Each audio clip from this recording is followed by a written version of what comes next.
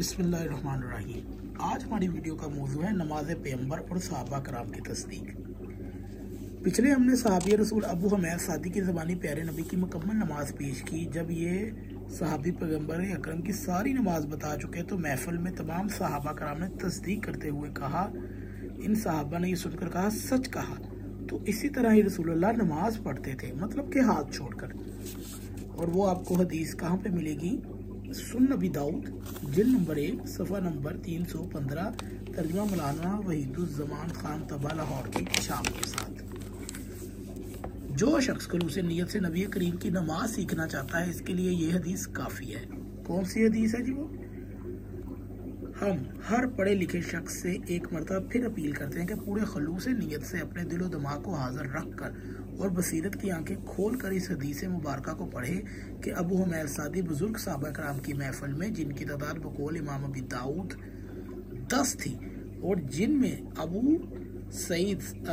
अबू असद साइदी, मोहम्मद बिन Salma, Abu Qatada और हजरत अबू हुरैरा जैसे हजारों हदीसों के रावी तशरीफ फरमाते बयान फरमाते हैं कि पैगंबर करामी नमाज शुरू करते तो हाथ मोढों के बराबर ले जाते, रुकू करते और दोनों हाथ घुटनों पर जमा देते, पीठ झुकाकर सर और गर्दन बराबर कर देते, सजदा करते वक्त दोनों हाथों को जमीन पर रखते, अपने बाजू को ना बिल्कुल बिछा देते और ना समेट कर पहलू से लगा लेते और पाँव की उंगलियों की नोकों को किबला की तरफ कर लेते।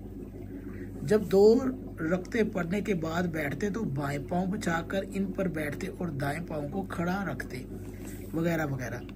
जब अबू हमैद सादी पैगंबर अकरम सल्लल्लाहु अलैहि वसल्लम की नमाज की सारी कैफियत बयान कर चुके तो महफिल में मौजूद 10 सहाबा ने इनकी तस्दीक करते हुए कहा कि आपने बिल्कुल दुरुस्त नमाज बयान की है। तो आन हजरत इसी तरह नमाज पढ़ते थे। अब ये सवाल पैदा होता है कि अगर नमाज में हाथ बांधने का हुक्म था तो फिर 10 सहाबा में से किसी एक ने भी सवाल ही क्यों किया?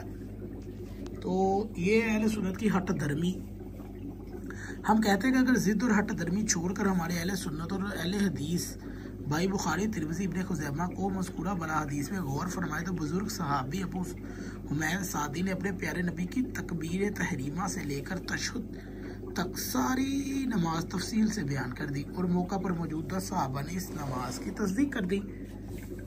अगर खुदा न खास्ता अबू हमैद सादी ये बताना भूल गए थे तो आन हजरत सल्लल्लाहु अलैहि वसल्लम ने नमाज में हाथ बांधे थे, तो क्या 10 सहाबा कराम ने भी इस तरफ तवज्जो नहीं दी?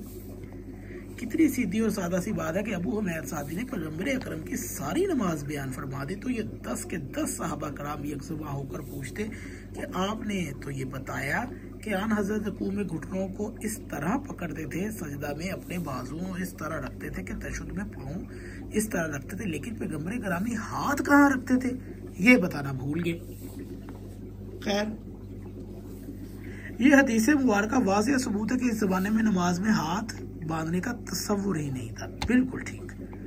पूरी दयानतदारी से मोहतरम क़ारीन की खिदमत में अर्ज़ करते हैं कि इस हदीस से रोज़े रोशन की तरह ये बात समझ आती है इसके ज़माने में नमाज हाथ में बांधने का तसव्वुर था ही नहीं। तो इससे हम ये साबित करते हैं कि ये जो अबू हमैद सादी की सुनन अबी दाऊद की हदीस है कि जहाँ वो खुद 11वें हैं और 10 सहाबा उनके पीछे नमाज पढ़ रहे हैं और वो हाथ छोड़ कर पढ़ रहे हैं और पीछे वाले सहाबा तस्दीक कर रहे हैं कि यही नमाज अल्लाह के नबी की नमाज है, तो फिर आप खुद बताएं कि हाथ बांधने कहाँ से शुरू हुए?